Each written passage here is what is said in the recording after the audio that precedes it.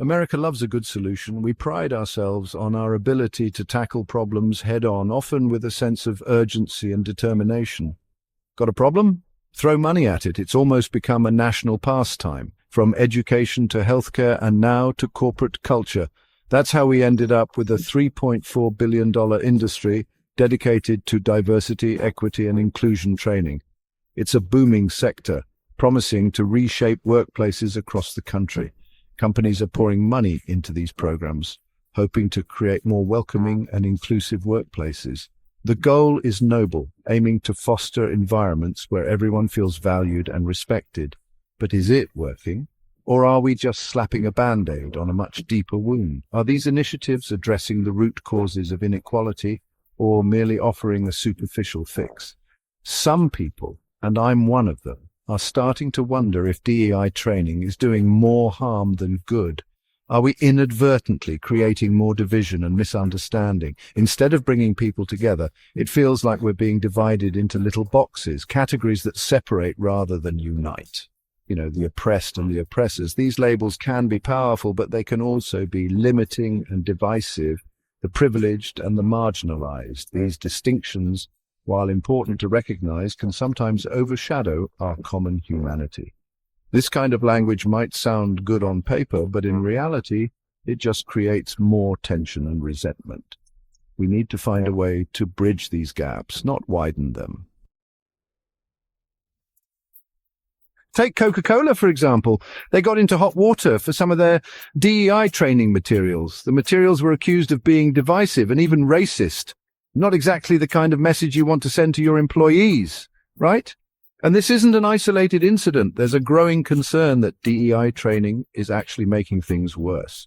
Instead of encouraging open dialogue and understanding, it's creating a culture of fear and self-censorship. People are afraid to say the wrong thing, so they just stay silent. And that's not how you build a strong and inclusive workplace.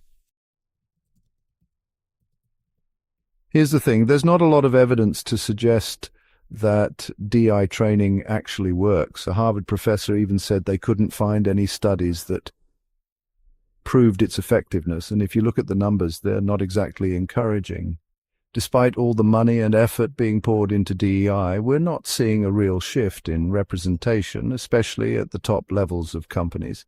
It's almost like we're more focused on talking about diversity than actually achieving it. Section 4, a different path forward. So, if DEI training isn't the answer, what is? Many organizations have invested heavily in these programs, hoping to foster a more inclusive environment. Yet, the results often fall short of expectations, leaving many feeling disillusioned and frustrated. Well, some people, like education reformer Chris Rufo, believe we need to go back to basics. Rufo argues that the current approach to diversity and inclusion is fundamentally flawed and that we need a new strategy. Instead of focusing on our differences, let's focus on what unites us, our shared humanity. By emphasizing our commonalities, we can build stronger, more cohesive communities. Rufo advocates for a colorblind approach, emphasizing equality, merit, and individual responsibility. He believes that by treating everyone the same, we can create a fairer and more just society. Now, I know some people here colorblind and they freak out. They worry that it means ignoring the very real issues of racism and discrimination that still exist. But think about it. Isn't that the kind of world we want to live in? A world where everyone is treated equally, regardless of their background, a world where people are judged on their character and their abilities, not on the color of their skin or any other arbitrary characteristic. This vision may seem idealistic, but it's a goal worth striving for. By focusing on our shared humanity, we can create a more inclusive and equitable society for all. Section 5. The real victims of DEI. Here's the biggest irony of all. The people DEI is supposed to help, the marginalized and underrepresented, might actually be the ones most harmed by it. Despite the good intentions behind DEI initiatives, they can sometimes backfire, creating more problems than they solve. When we constantly focus on our differences and emphasize victimhood, we create a narrative of division and resentment. This can lead to an environment where people are more likely to see each other as competitors rather than collaborators, fostering a toxic atmosphere. We start seeing each other as adversaries instead of allies. This adversarial mindset can erode trust and cooperation, making it difficult for teams to work together effectively. Maybe it's time to rethink our approach to DEI. Instead of focusing on what divides us, we should emphasize what unites us. We need to create an environment where everyone feels valued and included, not just those who fit certain categories. Let's ditch the divisive language, the guilt trips, and the virtue signaling. These tactics only serve to alienate people and create more division. Instead, let's focus on genuine inclusion and mutual respect.